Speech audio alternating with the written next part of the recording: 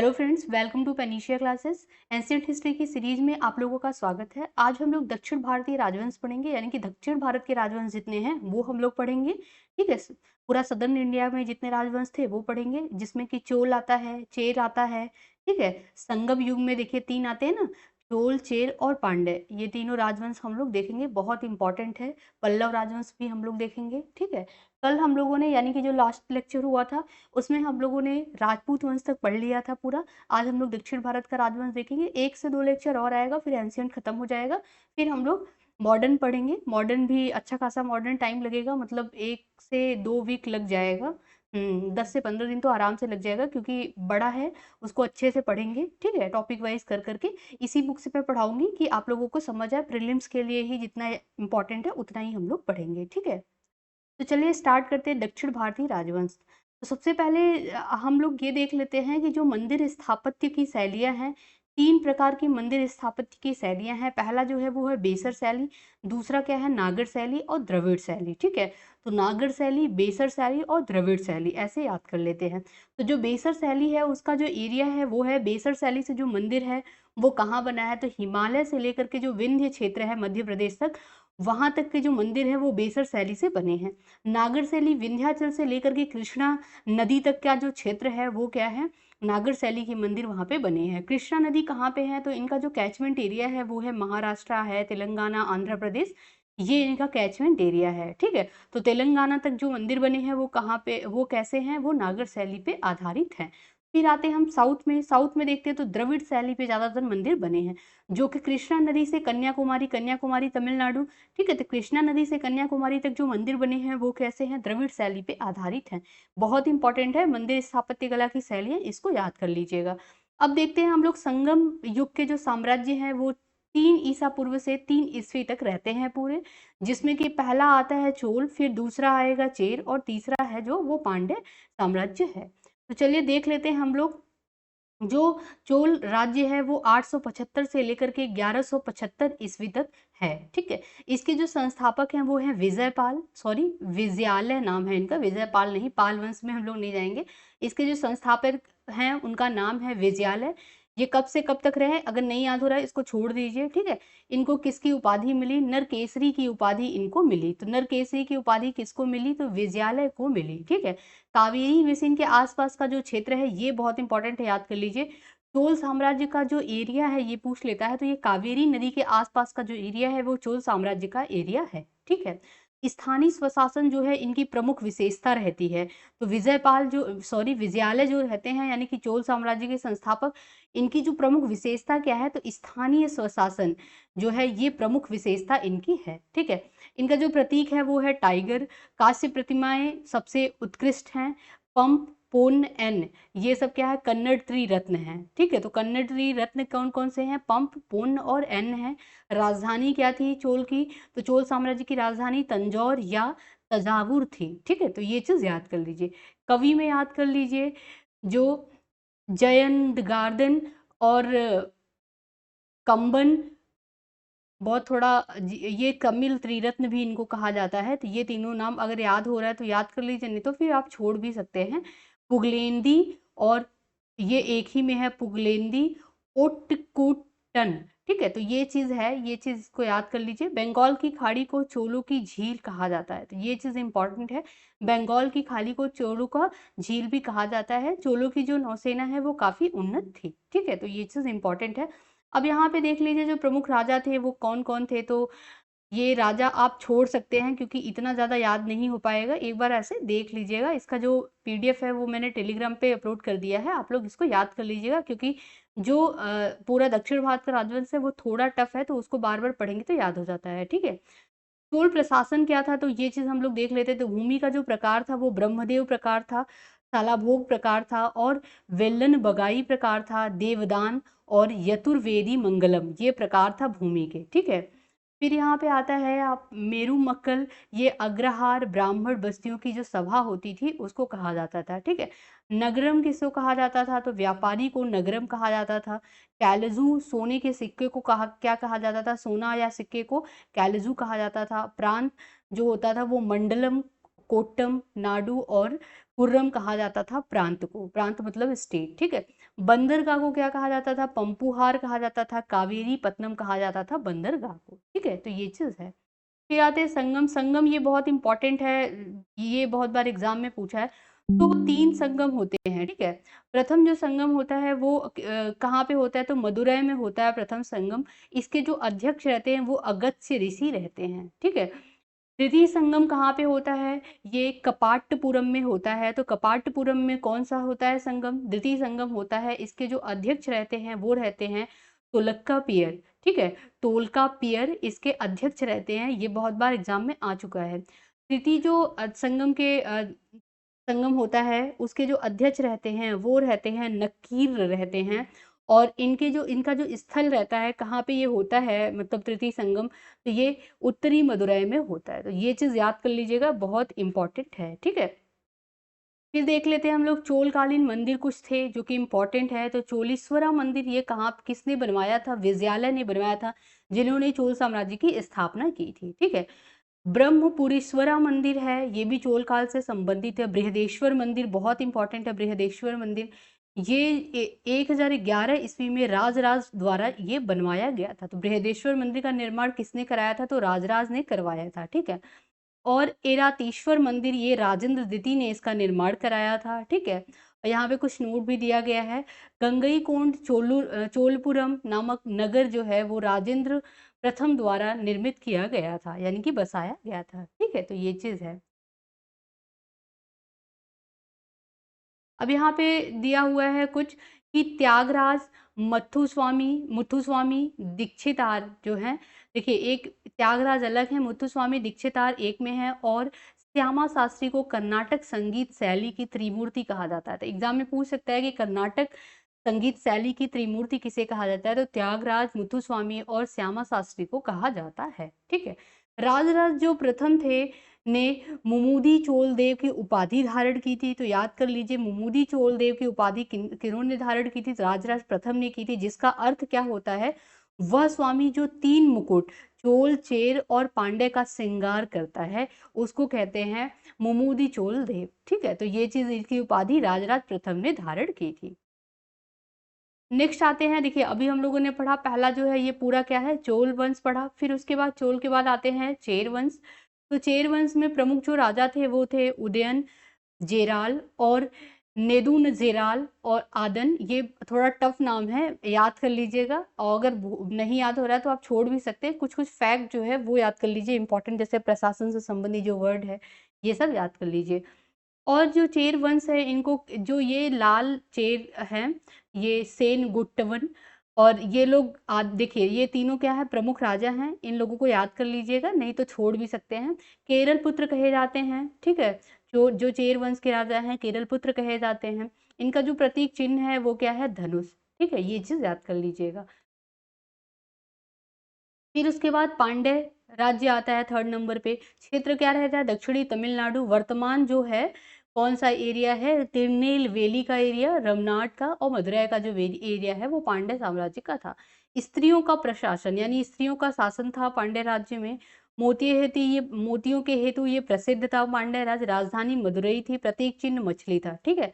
तो जो हम लोग अभी पढ़े, चेर का जो प्रतीक चिन्ह था वो धनुष था, और पांड्य साम्राज्य का जो प्रतीक चिन्ह था वो क्या था? मछली था। मेगस्थनीज इन्हें माबर कहता था। तो मेगस्थनीज इन्हें क्या कहता था? माबर कहता था पांड्य राज्य को। बंदरगाह प्रमुख कौन से थे? तो बंगाल की खाड़ी का जो बंदरगाह था कोकेई, ये प्रमुख बंदरगाह पांड्य राज्य साम्राज्य से रिलेटेड है। पांड्य राजाओं ने साहित्य सम्मेलन संगम का आयोजन किया। तो ये जो संगम का आयोजन अभी हम लोगों ने पढ़ा, प्रथम संगम, द्वितीय संगम, तृतीय संगम, 3 संगम पढ़ा हम लोगों ने। यहाँ पे देखिए ये जो तीनों संगम पढ़ा, ये इसका आयोजन किसने कराया था? तो पांड्य राज्य ने कराया था, ठीक है। अब अन्य प्रमुख संगमकालीन प्रतियोगी परीक्षा हेतु अगर कोई तथ्य देखे, फैक्ट देख लें याद करने, क्योंकि एग्जाम में मान लीजिए कोई फैक्ट आता है तो आप उसको कर पाए। तो प्रशासन क्या था? राजतंत्रात्मक और वंशानुगत होता था, ठीक है। संगमकालीन जो प्रशासन था वो राजतंत्रात्मक था और वंशानुगत था। सभा राजा का सर्वोच्च न्यायालय होता था। पेशेवर सैनिक जो होते थे एनआरडी सेना प्रमुख होते थे। एनआरडी को क्या कहा जाता है? एनआरडी कौन होते थे? सेना के जो प्रमुख होते थे उन्हें एनआरडी कहा जाता था। युद्ध में मारे सैनिकों की पाषाण मूर्ति स्मारक के रूप में बनाई जाती थी। तो ये इंपॉर्टेंट है, पूछ लेगा कि युद्ध में जो मारे जाते थे सैनिक, उनकी पाषाण मूर्तियां बनाई जाती थी, पत्थर की मूर्तियां बनाई जाती थी संगम काल में। ठीक है। बेतर, बेलरी और बेल्लार ये धनी किसान या शक्तिशाली लोग होते थे, उनको कहा जाता था बेतर, बेलरी, बेलीर और बेल्लार। ठीक है। वेनिगर क्या होते थे? व्यापारी को वेनिगर कहा जाता था। बंदरगाह प्रमुख जो बंदरगाह थे संगमकालीन, याद कर लीजिए, टिंडिस होता है और मुजरिस, नेलसिंडा, नौरा, पुहार, तालियूर, कैकेयी और अरिकमेडु। ठीक है, अरिकामेडु ये है, ये प्रमुख बंदरगाह हैं। पांड्य नरेश ने रोमन राजा अगस्टस का सहयोग प्राप्त हेतु दूत भेजा था। तो ये चीज इंपॉर्टेंट है कि अपना दूत अगस्टस के दरबार में किसने भेजा था? तो ये पांड्य नरेश ने भेजा था, रोमन राजा थे अगस्टस। ठीक है। राजस्व स्रोत यानी कि राजस्व यानी टैक्स का क्या स्रोत था? तो भू राजस्व, भूमि में जो उपज होता था उसका 1/6 भाग ये लोग टैक्स लेते थे। ठीक है। भूमि के पैमाने को क्या कहा जाता था? माँ या बेलीफ कहा जाता था। तो बेलीफ और माँ की क्या क्या था, किससे रिलेटेड था? भूमि का पैमाना था। ठीक है। अगस्त्य ऋषि वैदिक संस्कृति को दक्षिण भारत में ले गए। तो वैदिक संस्कृति को दक्षिण भारत में ले जाने वाले एकमात्र जो ऋषि थे वो थे अगस्त्य ऋषि, जो कि प्रथम संगम जब होता है उसके अध्यक्ष रहते हैं। ठीक है। मुरुगन प्राचीन व प्राथमिक देवता है। मुरुगन क्या है? प्राचीन व प्राथमिक देवता है। मुख्य पेशा संगमकालीन राजाओं का क्या था? चोर, चेल और पांडे का, तो ये था कृषि। ठीक है। तभी तो जो कर जिनका राजस्व का स्रोत है भू राजस्व से, ये क्या करते थे? 1/6 भाग ये टैक्स लेते थे। ठीक है। फिर आते हैं हम लोग, देखते हैं यहाँ पे, तो चालुक्य वंश आता है। चालुक्य वंश जो है दक्षिण और मध्य भारत में चालुक्य वंश रहता है। 3 अलग अलग चालुक्य राजवंश, एक पहले बादामी के चालुक्य रहते हैं, फिर पूर्वी चालुक्य और पश्चिमी चालुक्य रहते हैं। जो बादामी के चालुक्य रहते हैं वो कर्नाटक में बादामी यानी कि वातापी में इनकी राजधानी रहती है।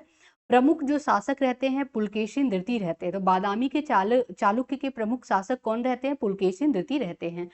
जो पूर्वी चालुक्य रहते हैं उनमें वेंगी में राजधानी रहती है। इनका जो क्षेत्र रहता है वो पूर्वी दक्कन का क्षेत्र पूर्वी चालुक्य का रहता है। पश्चिमी चालुक्य बादामी चालुक्य के वंशज रहते हैं। जो बादामी चालुक्य भी हम लोगों ने पढ़ा, जिसके प्रमुख शासक पुलकेशिन है, उसके ये क्या है? उनके वंशज रहते हैं। 10वीं सदी के अंत में इनका उभार हुआ और ये कल्याणी से शासन किया इन्होंने। कहाँ से? कल्याणी से इन्होंने शासन किया। प्रमुख स्थापत्य देखें तो जो ऐहोल मंदिर है वो चालुक्य वंश से रिलेटेड है। बादामी मंदिर है और पट्टडक्कल मंदिर है। ठीक है, पट्टाडक्कल मंदिर, ये सब, ये मंदिर चालुक्य वंश से रिलेटेड है। अब संगम साहित्य की बात कर लेते हैं, इससे एग्जाम में बहुत क्वेश्चन आया हुआ है। तो ये तमिल की प्राचीनतम रचनाएं हैं जिनको संगम साहित्य कहा जाता है। इनको 2 भागों में विभक्त किया गया है। पहला जो है वो अगम, दूसरे को पुरम पुरम कहा जाता है। ठीक है, अगम और पुरम। प्रमुख जो रचनाएं हैं संगम साहित्य की वो हैं एतूत गई है और पत्तू पातू, अधिपतु और तोलाक्यपेयम। देखिए जो याद करना है, इंपॉर्टेंट है, वो याद कीजिए। ये बहुत बार एग्जाम में आया है, तोलकापियम। ठीक है, तोलकापियम है और सिलप्पादिकारम। अब देखो म आ जाएगा लास्ट में, ये तो ये साउथ साइड का ही है पूरा साउंड, म आ जाता है, संस्कृत के एसेंट आ जाते हैं इसमें। ठीक है, तो ये याद कर लीजिएगा। मणि मैखले, जीविका चिंतामणि। ठीक है, तिरुक्कुराल, ये पंचवेद हैं। तिरुक्कुराल पंचवेद हैं, पंचम वेद हैं। ठीक है। और एहना नरु और एंग्रो नरु। ठीक है, तो ये क्या है? इनकी प्रमुख रचनाएं हैं संगम साहित्य की। तो आई होप आप लोग को ये पूरा समझ आ गया होगा। साउथ का राजवंश जो है चोल, चेर, काकतीय, पांड्य, राष्ट्रकूट, पल्लव, वाकाटक और चालुक्य। इसमें लोगों ने चालुक्य पढ़ा, चोल पढ़ा, चेर पढ़ा, पांड्य पढ़ा। अभी राष्ट्रकूट, पल्लव, वाकाटक ये सब हम लोग, काकतीय ये भी देख लेते हैं। ठीक है। तो देखिए यहाँ पे आ जाता है काकतीय राजवंश। अब काकतीय राजवंश जो है ये वारंगल आंध्र प्रदेश का, जो पूर्वी कर्नाटक का और दक्षिणी उड़ीसा का एरिया है, वहां पे ये राजवंश फैला रहता है। मोतुपल्ली बंदरगाह है मुख्य, तो काकतीय वंश का मुख्य बंदरगाह है मोतुपल्ली। राजधानी इनका रहता है ओरुगल्लू, इनकी राजधानी ओरुगल्लू। देखिए ये बहुत टफ टफ वर्ड आ रहे हैं तो एक बार में नहीं याद होगा, इसको पीडीएफ डाउनलोड कीजिए, इसको 2-3 बार आप याद कर लीजिए। ठीक है। ठीक, तो इसको सबसे लास्ट में रखिए, मतलब इसको याद कीजिए। जो पहले जितना याद हो पा रहा है उसको मतलब 2-3 पार्ट में डिवाइड कर लीजिए। कि पहले क्या कीजिए, पहले ये वाला जो ट्री है ये याद कर लीजिए पूरा। ये ट्री में जितना इंपॉर्टेंट है उतना ही याद कीजिएगा। फिर उसके बाद ये वाला आ जाइए, इस वाले ट्री को याद कीजिए। ठीक है। फिर उसके बाद यहाँ पे देखिए राजधानी ओरुगल्लू रहता है इनका, और प्रमुख शासक जो रहती हैं वो रहती हैं, शासिका भी हैं, तो रुद्रमा देवी रहती हैं, काकतीय वंश की शासिका रहती हैं, गणपति सबसे महान काकतीय शासक रहते हैं गणपति, ठीक है। फिर उसके बाद यहाँ पे प्रमुख जो स्थापत्य कला रहता है, स्थापत्य काकतीय वंश के समय तो हजार स्तंभ का जो मंदिर है ये प्रमुख काकतीय वंश का ही स्थापत्य कला है। रामप्पा मंदिर बहुत इंपॉर्टेंट है, काकतीय रुद्रेश्वर मंदिर भी इसको कहा जाता है। तो रामप्पा मंदिर के बारे में आप लोगों ने सुना होगा, वो काफी न्यूज में चलता रहता है। ये काकतीय वंश द्वारा निर्माण किया गया था। जो वारंगल फोर्ट है वो काकतीय वंश में बनवाया गया था। गोलकोंडा फोर्ट ये भी काकतीय वंश में बनवाया गया था। तो ये चीज इंपॉर्टेंट है, इसको याद कर लीजिएगा। फिर आता है वाकाटक, वकाटक वंश या वाकाटक वंश बोलते हैं इसको। तो वकाटक वंश 3वीं सदी मध्य से लेकर के 5वीं सदी तक रहता है। इसके जो राजा रहते हैं वकाटक वंश के, वो रहते हैं ब्राह्मण वंश से रिलेटेड रहते हैं। और राजधानी इनकी नगर धन रहती है। प्रमुख शासक कौन कौन से रहते हैं, तो विंध्य शक्ति, रुद्रसेन द्वितीय, प्रवरसेन द्वितीय और सर्वसेना, ये मतलब प्रमुख शासक रहते हैं। वकाटक गुप्तों के समकालीन थे, बहुत इंपॉर्टेंट है, पूछ लेता है कि वकाटक किसके समकालीन थे, तो ये गुप्तों के समकालीन थे। उत्तर भारत में गुप्त राजवंश चल रहा था, तो दक्षिण भारत में वकाटक राजवंश चल रहा था। ये चीज याद कर लीजिए, ठीक है। अब यहाँ पे गुप्त वंश की जो प्रभावती गुप्त के साथ रुद्रसेन द्वितीय का ने शादी की थी, मतलब विवाह हुआ था वकाटक वंश से। वकाटक वंश के जो रहते हैं राजा रुद्रसेन द्वितीय, उनसे उनका विवाह होता है। तो इससे पता चलता है कि ये क्या है, तो समकालीन था, ठीक है। इससे भी क्वेश्चन आ चुका है। और यहाँ पे ये पूछ लेता है कि गुप्तों का किस साउथ के मतलब दक्षिण के किस राजवंश के साथ वैवाहिक संबंध था, तो वो वकाटक राज्य के साथ था, ठीक है, राजवंश के साथ था। मध्य दक्कन का जो एरिया रहता है ये इनका एरिया रहता है। और ये देखिए, जैसा कि ये ब्राह्मण धर्म से थे तो ये किसको मानते थे, तो जो वकाटक शैव धर्म के अनुयायी थे, ठीक है। जबकि जो गुप्त वंश था वो वैष्णव धर्म के अनुयायी थे, ठीक है। वासुदेव यानी कि विष्णु को की पूजा करते थे, और ये शैव धर्म के अनुयायी थे। वकाटक राजा हरिसेन के संरक्षण में अजंता गुफाओं के चट्टानों को काटकर बौद्ध विहार, चैत्य विहार बनाए गए। बौद्ध विहार और चैत्य बनाए गए कहाँ पे, तो ये कौन थे, राजा हरिसेन के संरक्षण में बनाए गए। गुफा नंबर 16, 17, 19 जो है वो वाकाटक स्थापत्य कला के उदाहरण है। तो ये पूछ लेता है एग्जाम में, इसको याद करिएगा, ठीक है। खास करके जो महावीर स्क्रमण की जो पेंटिंग है वो वाकाटक वंश से रिलेटेड है, ठीक है। और वैदर भारती वाकाटकों के समय विकसित संस्कृत की एक शैली थी, विकसित संस्कृत की एक शैली थी वैदर भारती, ठीक है। पुराणों में जो वकाटक है उनकी चर्चा की गई है। अजंता शिलालेख में विंध्य शक्ति को द्विज के रूप में वर्णित तथा उनकी सैन्य उपलब्धियों की प्रशंसा की गई है, ये चीज है, ठीक है। प्रवरसेन ने सम्राट, धर्म महाराज और हरिपुत्र की उपाधियां धारण की थी। प्रवरसेन वकाटक शक्ति का वास्तविक संस्थापक था। कौन वास्तविक वकाटक वंश का संस्थापक था, तो वो था प्रवरसेन। तो ये नाम याद कर लीजिएगा, प्रवरसेन, ठीक है। वकाटकों के समय में ही हाथी देवता सामान्य रूप से पूजे जाते थे, तो इनके समय में हाथी की पूजा होती थी, ठीक है। तो आई होप ये भी ट्री आप लोग को समझ आ गया होगा। अब देखिए पल्लव वंश बचता है, राष्ट्रकूट बचता है, ठीक है। तो पल्लव वंश जो है वो भी बहुत इंपॉर्टेंट है। 4वीं से लेकर के 9वीं ईसा पूर्व तक ये रहता है, ठीक है। 9वीं सॉरी ईस्वी तक ये रहता है। संस्थापक इसके रहते हैं सिंह विष्णु, राजधानी इनकी कांची रहती है। 12वीं इनके दरबारी कवि रहते हैं। पल्लव वंश में जो सिंह विष्णु रहते हैं उनके दरबारी कवि कौन रहते हैं, 12वीं, ठीक है। पल्लव शासकों ने के समय चट्टानों को काटकर मंदिर बनाने जाने की प्रथा स्टार्ट की हो गई थी। यहाँ पे मंदिर को काट करके मंदिर के सॉरी चट्टानों को काट करके मंदिर बनाया जाने लगा था। अब आते हैं महेंद्र वर्मन प्रथम, ये शैव अनुयायी थे, यानी शैव धर्म को मानते थे। और मजविलास प्रहसन की रचना की थी इन्होंने। इन्होंने उपाधि इनको क्या क्या मिला था, तो मत्त विलास मिला था, विचित्र चित्र और गुणभर की जो उपाधि थी वो इनको मिली थी। नरसिंह वर्मन जो है ये बहुत इंपॉर्टेंट है, नरसिंह वर्मन वन, इनको वातापी कोंडा की उपाधि मिली थी। ये बहुत बार एग्जाम में पूछा हुआ है, वातापी कोंड की उपाधि किसे मिली थी, नरसिंह वर्मन प्रथम को मिली थी। महाबलीपुरम जो है मामल्लपुरम में एकास्म रथों की का निर्माण, सौर मंदिर का निर्माण इन्होंने ही कराया था, ठीक है। तो महाबलीपुरम में जो एकास्म रथ है उसका निर्माण और सौर मंदिर का निर्माण इन्होंने ही कराया था। इनके समय वेनसांग कांची आए थे। तो देखिए वेनसांग किसके समय में कांची आए थे, तो वो नरसिंह वर्मन प्रथम के शासनकाल में आए थे। फिर आते हैं नरसिंह वर्मन द्वितीय, इनकी उपाधि इनको क्या मिली थी, राज सिंह, आगम प्रिय और शंकर भक्त, इनको उपाधि मिली थी। कैलाश मंदिर जो कांचीपुरम में है इसका निर्माण नरसिंह वर्मन द्वितीय ने करवाया था। दंडिन इनके दरबार में रहते थे। तो दंडिन किसके दरबार में रहते थे, नरसिंह वर्मन के दरबार में रहते थे, ठीक है। अब देखिए यहाँ पे कुछ कैलाश मंदिर के बारे में है। देखिए कैलाश मंदिर एलोरा औरंगाबाद महाराष्ट्र में स्थित है कैलाश मंदिर। एलिफेंटा नामक पुर्तगाली मतलब एलिफेंटा नाम पुर्तगालियों ने दिया था।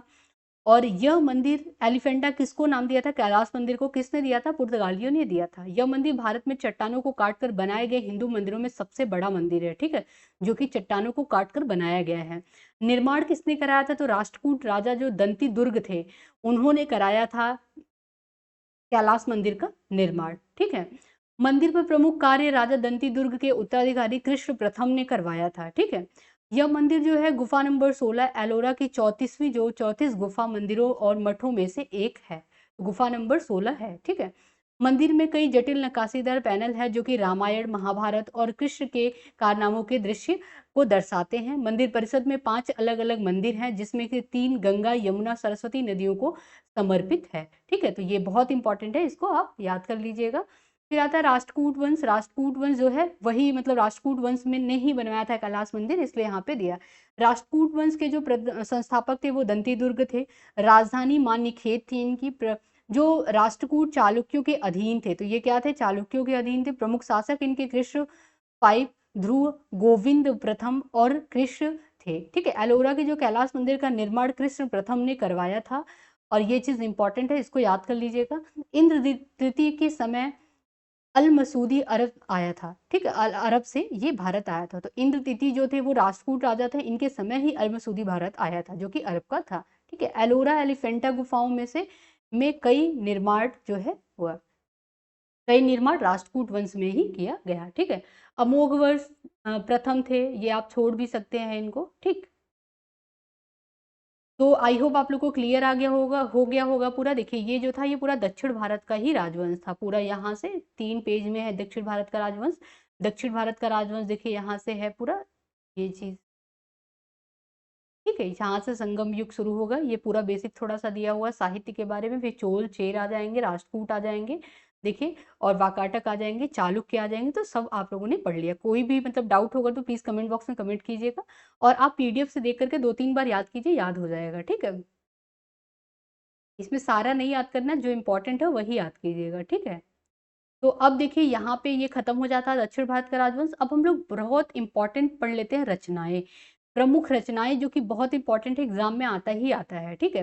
तो देखिए कुछ कुछ पढ़ेंगे जो कि इंपॉर्टेंट है। तो हिस्टोरिका जो रचना है वो किसने लिखी थी? तो वो हेरोडोटस ने लिखा था, ठीक है। हिस्टोरिका किसने लिखा था? हेरोडोटस ने लिखा था। फादर ऑफ हिस्ट्री भी कहा जाता है, हिस्ट्री के इतिहास के पिता इनको हेरोडोटस को कहा जाता है। नेचुरल हिस्टोरिका किसने लिखी थी? तो ये प्लिनी ने लिखी थी। ये बहुत इंपॉर्टेंट है, जो जो मतलब अंडरलाइन कर रही है वो बहुत इंपॉर्टेंट है, उसको याद कर लीजिएगा।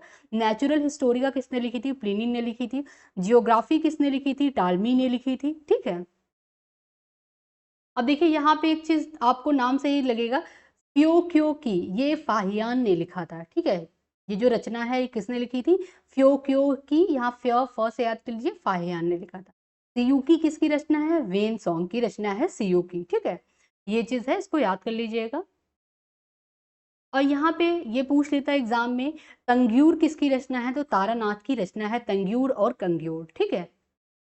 और ये हम लोग जब हम लोग पढ़ रहे थे तब भी पढ़ा था। मरूज अल जहाब, ये किसकी रचना है? अल मसूदी की रचना है।